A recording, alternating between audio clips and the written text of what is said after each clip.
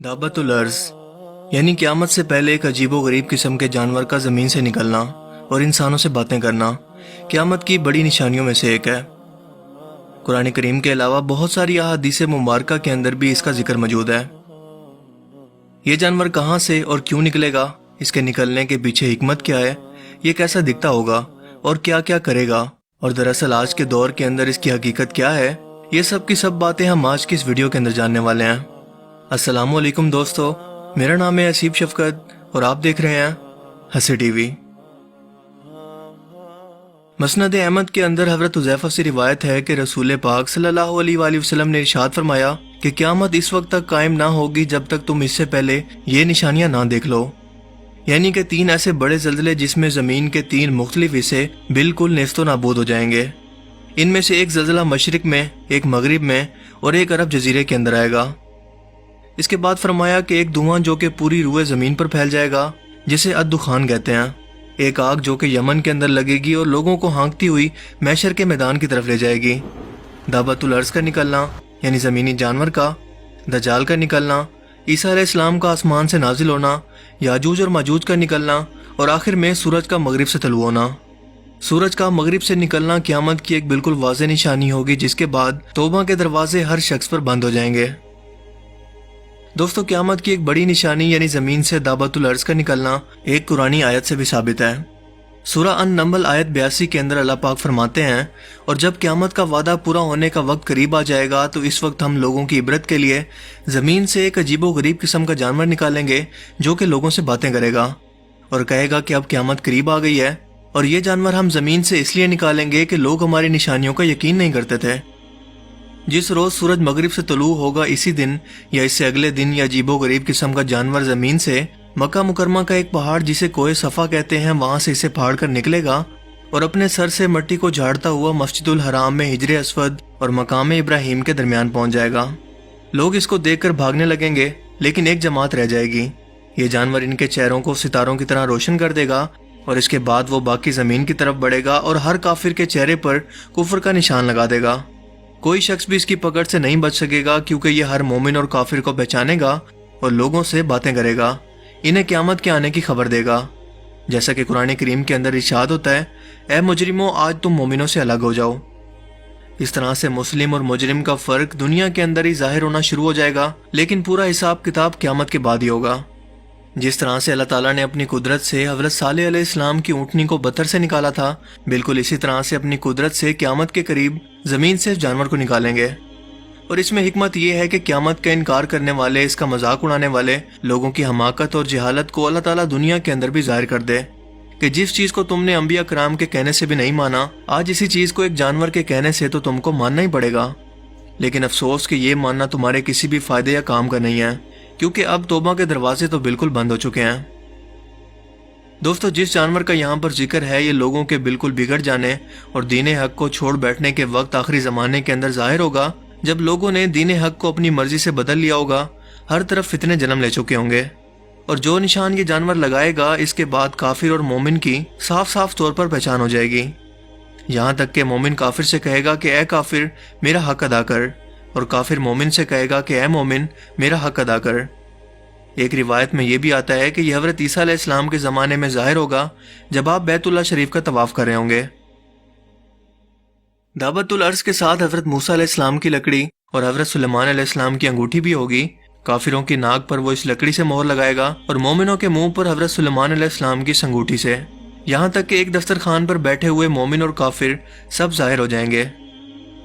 जब मैंने इस टॉपिक पर रिसर्च शुरू की तो मुझे पता चला कि इस टॉपिक के बारे में ना तो ज़्यादा रिसर्च मौजूद है, और जो हवाले इसके बारे में बयान किए जाते हैं वो ज़्यादातर बिल्कुल सही नहीं है।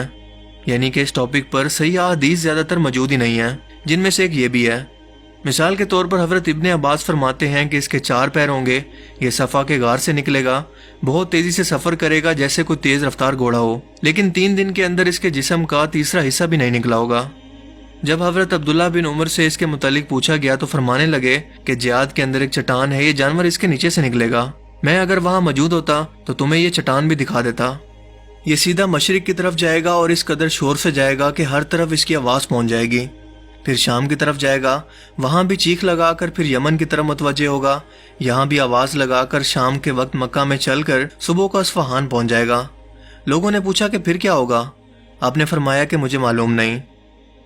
حضرت ابو ہریرہ کا قول ہے کہ اس کے جسم پر سب رنگ ہوں گے، اس کے 2 سینگوں کے درمیان گھوڑے پر سوار شخص کے لیے ایک راستے کی جگہ ہوگی، یعنی کہ 2 سینگوں کے درمیان اتنا فاصلہ ہوگا کہ ایک سوار بھی وہاں پر چل سکتا ہے۔ یہ موٹے نیزے اور بھالے کی طرح کا ہوگا، اس کے بال ہوں گے، کھر ہوں گے، داڑھی ہوگی، مگر دم نہیں ہوگی۔ 3-4 دن کے اندر یہ مسلسل 1/3 باہر آئے گا، حالانکہ یہ تیز گھوڑے کی طرح چلتا ہوگا۔ اس کا سر بیل کے سر سے ملتا ہوگا، آنکھیں خنزیر کی آنکھوں جیسی ہوں گی، کان ہاتھی کے جیسے ہوں گے، شتر مرغ جیسی گردن ہوگی، چیتے جیسا رنگ ہوگا، بلی جیسی کمر ہوگی، مینڈے جیسی دم ہوگی، اونٹ جیسے پاؤں ہوں گے۔ اس کے ہر 2 جوڑوں کے درمیان 12 گز کا فاصلہ ہوگا۔ حضرت موسیٰ علیہ السلام کی لکڑی اور حضرت سلیمان علیہ السلام کی انگوٹھی اس کے ساتھ ہوگی، اور یہ جانور بنا ماں باپ کے اللہ تعالیٰ کے حکم سے پیدا ہوگا۔ دوستو، اس وقت ایک اندازے کے مطابق ہماری زمین پر 1 کروڑ سے بھی زیادہ مخلوقات موجود ہیں، جن میں سے زیادہ تر کے بارے میں ہم جانتے ہی نہیں ہیں، اور اگر آج ہم ان جانوروں کی لسٹ بنانے لگیں تو ہر ایک کو دریافت کرنے کے اندر ہمیں تقریباً 1000 سال لگیں گے۔ ہم انسانوں کی سوچ اور کوشش بہت مختصر ہے، مگر اللہ تعالیٰ کی قدرت کچھ بھی نیا پیدا کرنے سے عاجز نہیں ہے، جس میں یہ جانور بھی شامل ہے۔ اب آپ کو یہ کلیئر کرتا چلوں کہ اس جانور کا ذکر قرآن پاک کے اندر بھی موجود ہے، لیکن اس کی جسامت کے بارے میں جو احادیث بیان کی جاتی ہیں، جب میں نے اس پر ریسرچ شروع کی تو پتہ چلا کہ زیادہ تر احادیث اس کے بارے میں صحیح نہیں ہیں، یعنی ان احادیث کے اتھینٹک ہونے کے بارے میں کوئی ثبوت موجود نہیں ہے جو یہ بتا سکیں کہ یہ جانور دراصل کس شیپ کے اندر ہوگا، کیا یہ واقعی جانور ہوگا، یا یہ کسی ٹیکنالوجی کے بارے میں بات ہو رہی ہے، یا کسی ایسے فتنے کے بارے میں جو کہ کافر اور مومن کو آخری وقتوں کے اندر بالکل الگ الگ کر دے گا۔ لیکن دوستو، میری ذاتی ریسرچ اور سوچ کے مطابق یہ جانور دراصل ایبسٹریکٹ معنوں کے اندر بیان کیا گیا ہے۔ مثال کے طور پر اللہ کے رسول صلی اللہ علیہ وآلہ وسلم نے دجال کی سواری کا ذکر کرتے ہوئے فرمایا کہ وہ ایک لمبے کانوں والے گدھے پر سوار ہوگا جس کے نیچے 70,000 لوگ اکٹھے ہو سکتے ہوں گے، اور وہ تیز رفتار سواری ہوگی جو کہ چند ہی منٹوں کے اندر دنیا کے ایک کونے سے دوسرے کونے تک پہنچ جائے گی۔ اب ذرا غور کریں کہ کیا اس طرح کے کسی گدھے کا وجود ممکن ہے کہ جو کہ اتنی بڑی جسامت کا مالک ہو کہ اس کے نیچے 70,000 لوگ اکٹھے ہو جائیں؟ کیا یہ ممکن ہے؟ اور یہ بھی کہ وہ اتنی تیز رفتاری سے پانی اور خشکی پر سفر کرے کہ چند ہی لمحوں کے اندر ہزاروں کلومیٹر کا سفر طے کرے؟ بظاہر تو یہ ناممکن ہے، لیکن آج ہمارے سامنے اسٹیلتھ ایئر کرافٹ ٹیکنالوجی موجود ہے جو کہ آواز کی رفتار سے بھی تیز سفر کر سکتی ہے اور رڈار کی پکڑ میں بھی نہیں آتی۔ یہ تیز رفتار بھی ہیں، خشکی اور پانی دونوں جگہوں پر سفر کر سکتے ہیں، اور ان کے گدھے کی طرح کے کان بھی جو کہ ایبسٹریکٹ معنوں کے اندر اللہ کے رسول صلی اللہ علیہ وآلہ وسلم نے آج سے 1400 سال پہلے بیان کیے تھے، واضح طور پر دیکھے جا سکتے ہیں۔ یعنی کہ اللہ کے رسول صلی اللہ علیہ وآلہ وسلم یہ بات پہلے سے جانتے تھے کہ یہ سواری کیسی ہوگی، کس طرح سے کام کرتی ہوگی، لیکن کیا آج سے 1400 سال پہلے عرب کے صحرا کے اندر موجود صحابہ کرام کو یہ سمجھانا ممکن تھا کہ ایسی بھی کوئی اڑنے والی مشین ہوگی جو کہ پرندوں سے بھی زیادہ تیز منٹوں کے اندر سفر کرے گی اور کئی 100 کلومیٹر کا سفر طے کر کے اتنی تیز رفتاری سے پانی اور خشکی پر موجود ہوگی کہ جس کا اس وقت کے لوگ تصور بھی نہیں کر سکتے تھے؟ اسی لیے آپ صلی اللہ علیہ وآلہ وسلم نے گدھے کی مثال دے کر صحابہ کرام کو سمجھایا، جو جانور اس وقت عربوں کے اندر موجود تھا، مگر آج 1400 سال کے بعد ہمیں اس جانور کی سمجھ اب اسٹیلتھ ایئر کرافٹ کی صورت میں آ گئی ہے۔ بالکل اسی طرح سے اللہ کے رسول صلی اللہ علیہ وآلہ وسلم نے حضرت جبرائیل فرشتے کی جسامت کا ذکر کرتے ہوئے فرمایا کہ ان کے ایک کندھے سے کان کی لو تک کا فاصلہ اتنا ہے کہ ایک تیز رفتار پرندہ 500 سال تک اڑتا رہے۔ اب یہاں پر بھی ایبسٹریکٹ معنوں کے اندر مثال دے کر سمجھایا گیا ہے، کیونکہ آج ہم سبھی لوگ جانتے ہیں کہ ہم لوگ سفر کو ماپنے کے لیے میٹر، کلومیٹر اور مائلز وغیرہ کے یونٹ کو استعمال کرتے ہیں، اور اسپیس کے اندر لائٹ ایئرز کو۔ لیکن کیا یہ اسکیل اگر آج سے 1400 سال پہلے اللہ کے رسول صلی اللہ علیہ وآلہ وسلم صحابہ کرام کو سمجھانے کی کوشش کرتے تو کیا ان کو بات سمجھ میں آتی؟ یقیناً نہیں سمجھ پاتے کہ حضرت جبرائیل علیہ السلام کے کندھوں اور کان کی لو کے درمیان 500 لائٹ ایئر کا فاصلہ ہے۔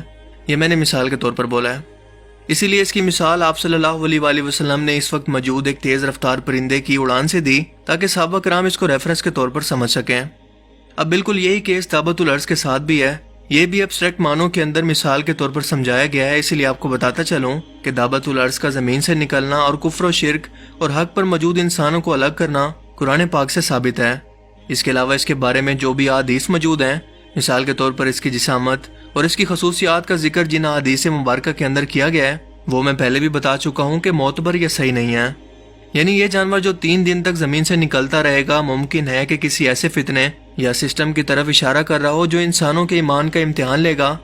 مثال کے طور پر یورپ اور امریکہ کے اندر آج کل RFID چپ کا استعمال کیا جا رہا ہے، جس سے کسی بھی انسان کی شناخت کو ایک نمبر یا کوڈ کے اندر بدل کر اس کی ہر ایک چیز کی نگرانی کرنا، اس کے دماغ اور سوچوں کو کنٹرول کرنا، اسے اپنی اطاعت کے لیے مجبور کرنا اور ہر وہ کام کروانا جو وہ اس سے کروانا چاہتے ہوں ممکن ہے، جس کا ذکر ہم پہلے کی ایک ویڈیو کے اندر تفصیل سے کر چکے ہیں، اور اس پر ایک فلم دی گریٹ اسٹیٹ کو بھی میں نے ایکسپوز کیا ہے کہ کیسے سچ دکھانے پر اس فلم کے ڈائریکٹر ڈیوڈ کرولی کو اس کے بیوی بچوں سمیت گھر کے اندر قتل کر دیا گیا۔ ممکن ہے یہ جانور دابا اسی ٹیکنالوجی کے فتنہ کی طرف اشارہ کر رہا ہو، اور یہ جانور جب حملہ کرے گا تو جو شخص بھی اس فتنے کو اپنائے گا اس پر یہ چھاپ یعنی کہ اپنا نشان لگا دے گا، جس سے کافر کافر رہے گا، اور جو اسے نہیں اپنائے گا وہ اپنا ایمان بچا لے گا۔ یہ نشان، جسے مارک آف دی بیسٹ یا شیطانی چھاپ بھی کہتے ہیں، اس کا ذکر بائبل کے اندر بھی موجود ہے۔ اسی طرح سے یہ فتنہ دنیا بھر کے اندر پھیل کر لوگوں کا امتحان اس طرح سے لے گا کہ اس وقت آپ کی شناخت، آپ کا بینک بیلنس، آپ کا کھانا پینا، سب کچھ اسی چپ کی مدد سے خریدنا ممکن ہوگا۔ اسی لیے صبر کرنا اور اس وقت پر اپنے ایمان پر سلامت رہنا آپ کے مومن ہونے کی نشانی ہوگی۔ اس ٹاپک کو اگر آپ مزید ڈیٹیل سے سمجھنا چاہتے ہیں تو اس پر میری ایک پوری ویڈیو موجود ہے، جس کا لنک آپ کو ڈسکرپشن میں مل جائے گا۔ ہم انسان تو محض قرب قیامت کا وقت آنے سے پہلے اللہ کے رسول صلی اللہ علیہ وآلہ وسلم کی بیان کردہ نشانیوں کا بس اندازہ ہی لگا سکتے ہیں، لیکن اس وقت ان نشانیوں کے اندر بہت زیادہ شدت آ چکی ہے۔ جیسا کہ آپ صلی اللہ علیہ وآلہ وسلم نے فرمایا تھا کہ قیامت کی نشانیاں تسبیح کے دانوں کی طرح ہیں، اور جب تسبیح ٹوٹتی ہے تو ایک ایک کر کے پوری تسبیح بکھرنا شروع کر دیتی ہے۔ اللہ تعالی ہمارے ایمان کی حفاظت فرمائے اور ہمیں اس شیطانی فتنے کو سمجھنے کی توفیق عطا فرمائے، آمین۔ مجھے امید ہے کہ آج کی اس ویڈیو سے آپ کو بہت کچھ نیا جاننے کو ملا ہوگا اور آپ کو یہ ویڈیو پسند آیا ہوگا۔ اگر یہ ویڈیو آپ کو اچھا لگا تو اسے لائک کیجئے اور اسے اپنے دوستوں کے ساتھ بھی ضرور شیئر کریں۔ اب میں ملوں گا آپ سے ایک نئی انٹرسٹنگ ویڈیو میں، تب تک کے لیے اپنا بہت سا خیال رکھیے گا۔ Thanks for watching this video. اللہ حافظ۔